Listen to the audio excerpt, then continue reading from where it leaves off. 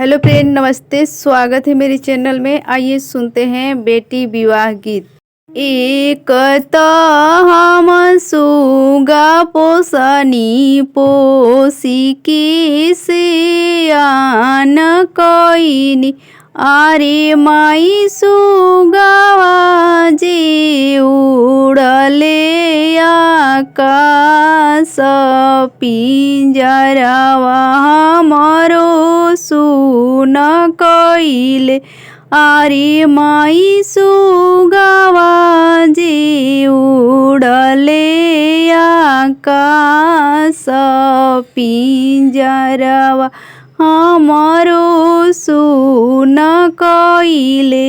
एक त हम सुगा पोसनी पोसी के सियान कइनी, आरे माई सुगावा जे उड़ले आकाश पिंजरवा हमरो सुन भइले।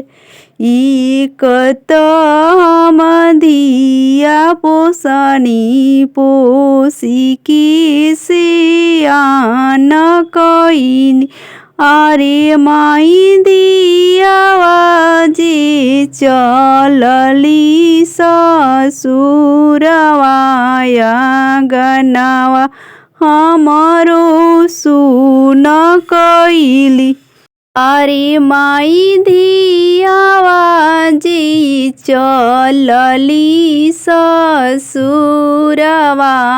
आंगनवा हमरो सुन कइली।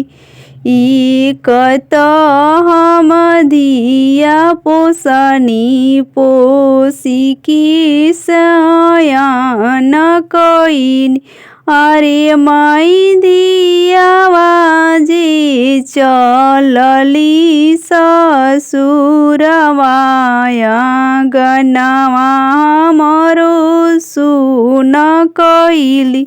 आंगना में मम्मी रोवस, दुआरा पर पापा रोवस, आरे माई डोलिया धइले रोवेले कवन भैया बहिनी ससुरावा चलली। आंगना में चाची रोवस, दुआरा पर चाचा रोवस, आरे माई डोलिया धइले रोवेले कवन बबुआ बहिनी सपनावा भइली।